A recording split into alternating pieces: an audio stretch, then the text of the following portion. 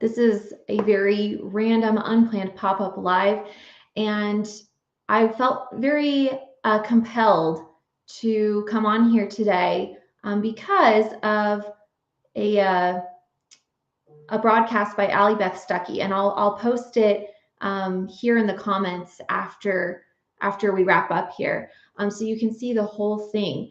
But she had a guest on with her yesterday on her show Relatable, which is on podcast and it's on YouTube as well. She had James Lindsay, and they were talking about some of the issues around Dylan Mulvaney being on the Bud Light cans. It's really just a perfect example, right, of what is going on in our society. Like, why would they put such an obvious mismatch of brand? Why would they have this person to sort of be their like brand ambassador or the face of their company when clearly there's a lack of alignment between their brand?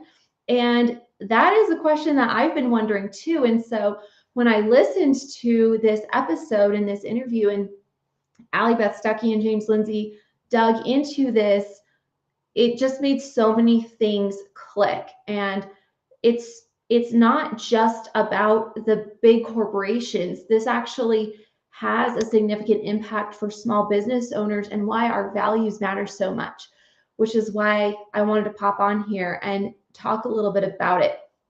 So you might have heard of a score called the ESG score, right? The environmental, social, and governance. There's also another score, and I want to talk about these two scores to sort of set the table for what we're discussing. The CEI score, it's the Corporate Equality Index score, and that score is given to companies that sign up to be evaluated for this CEI score by the Human Rights Council. And the Human Rights Council, I mean, that sounds great, right? Like what company wouldn't want to promote human rights? That's a great thing.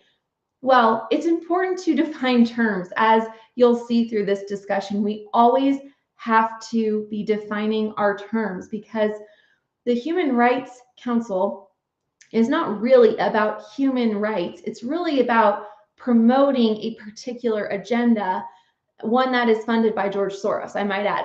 So that is the CEI score, Corporate Equality Index. So you can imagine, companies, all of the airlines, I guess, except for Spirit, as I learned from this particular interview, have a perfect score of 100. Okay, a lot of these big corporations have perfect 100 scores, and the reason that they have these scores is that they do things to promote certain practices of inclusion, right? Diversity, equity, inclusion. And so the interesting thing about it, though, is why? Like, why would you be willing to lose money to have a higher score?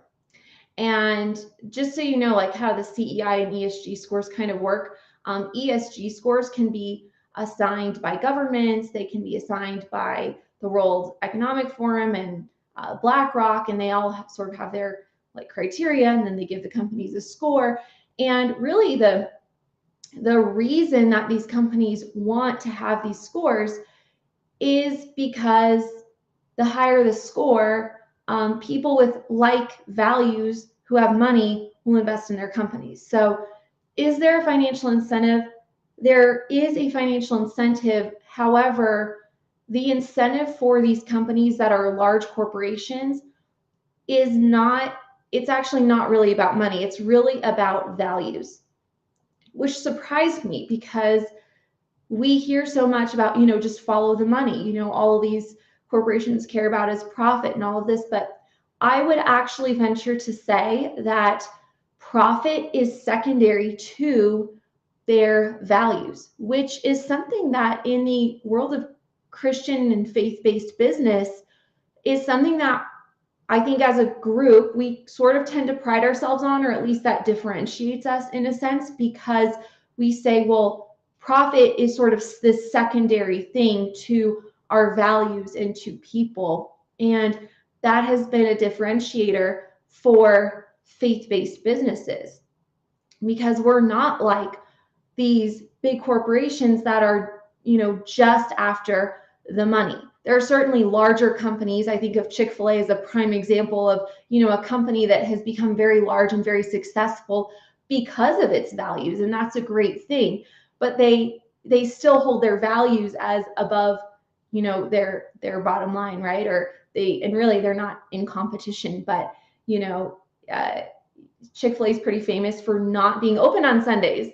And you look at, well, how much more revenue could they make if they were open on Sundays? But they stick to that value, right? And I think what we are seeing now with these large companies, like Nike, like the company that owns, Bud Light, whatever, I forget what that's called. But these larger corporations that are pasting Dylan Mulvaney on their beer cans and putting Dylan Mulvaney in women's workout clothing, which is just absolutely insane. And consumers are generally not responding favorably to these. Like, these companies are losing money. So why would they play along? Why do these scores matter so much to them? Why are they actually willing to lose money? I think that was really the question that intrigued me so much. And it led me to want to dig deeper. And so what I learned from this interview, and again, I'll post it in the comments after we're done here, so you can go back and listen to the whole thing if you want. It's shocking, and they go into a lot more detail than we're going to here. But essentially, you have organizations like the World Economic Forum, which is a lobbying organization, and you have organizations that are funded by George Soros, like the Human Rights, I forget if it's called Human Rights Council. I don't think it's committee. I think it's the council, where they have their, CEI score, and they come up with these standards for your ESG and your all of this stuff. And the CEI score can be used as an indicator that affects your ESG score. So they're all very closely related. And Gary, I love that. An integrity score based off of a biblical foundation. Absolutely love that. That's awesome. Happy Thursday to you too, Andrew. Great to see you here today. So when we're talking about values and what determines these scores, we have to look at what the real agenda is. Because these companies are so large and they have so much profit that they can take a pretty significant financial hit.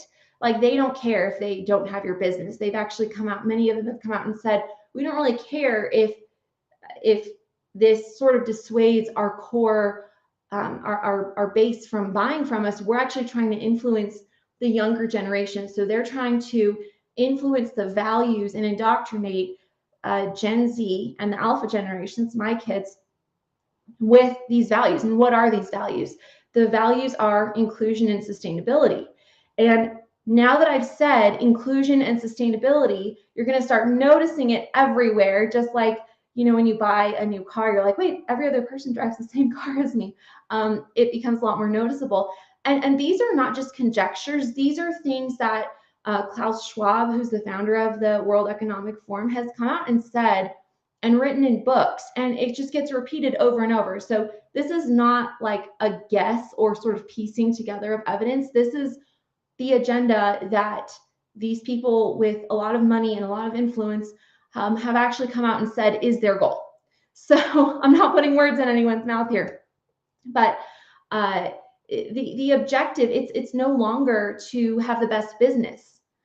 In fact, Klaus Schwab said that he wants us to move away from an economy of production and consumption to an economy of sharing and caring.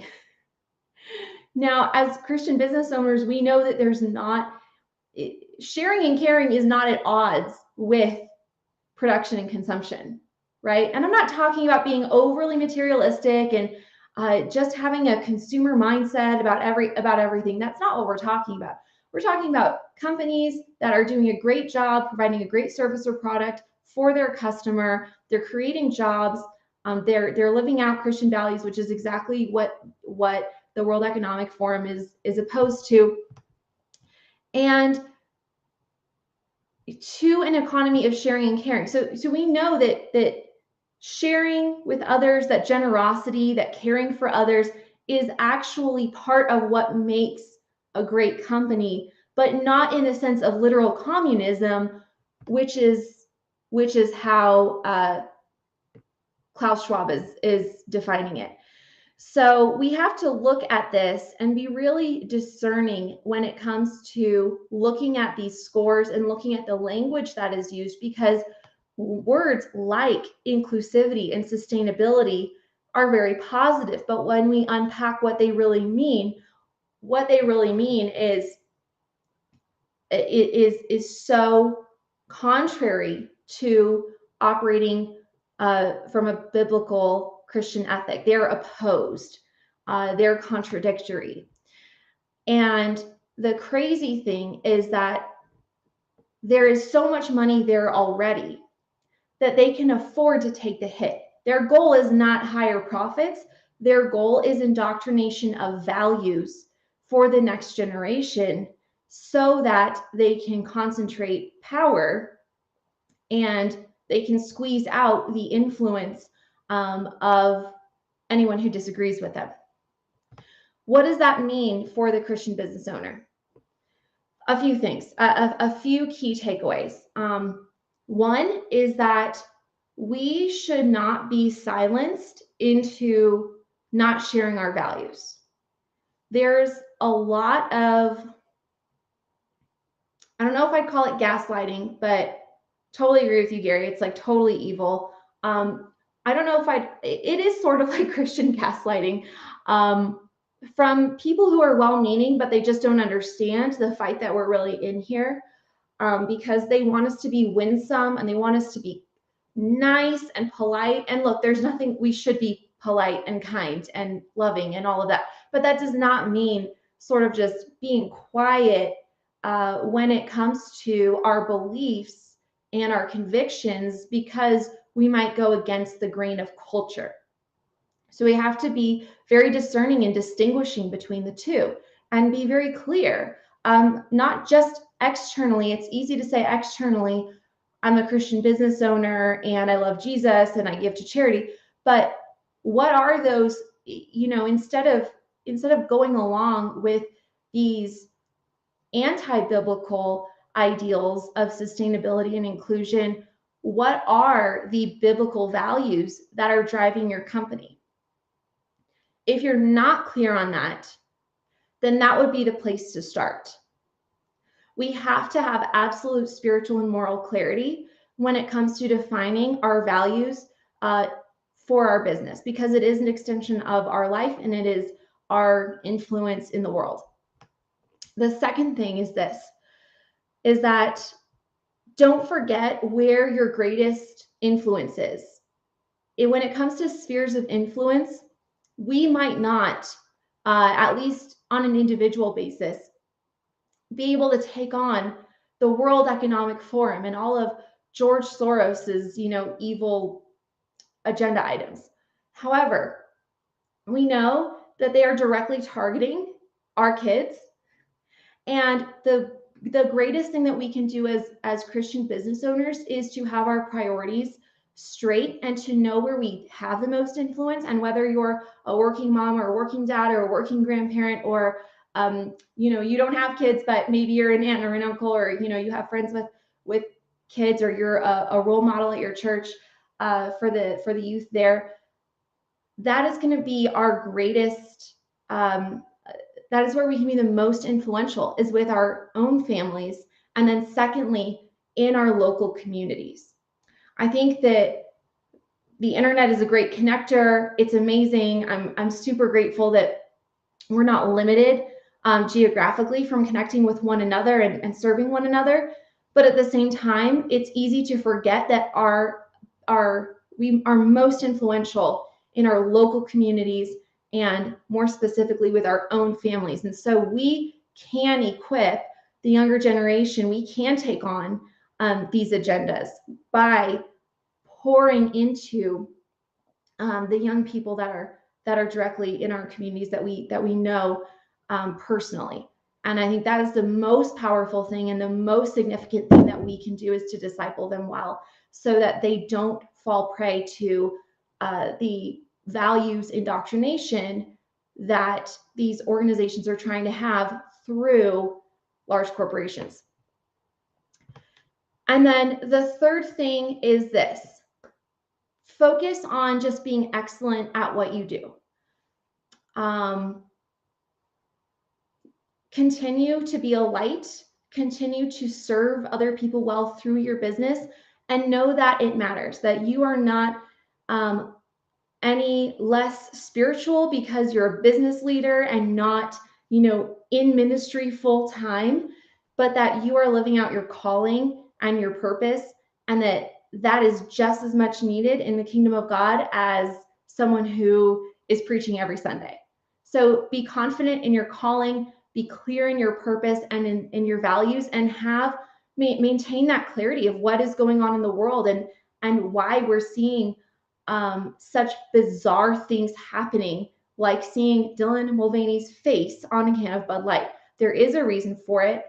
We know that our battle is not against flesh and blood, but against it's a spiritual battle, right?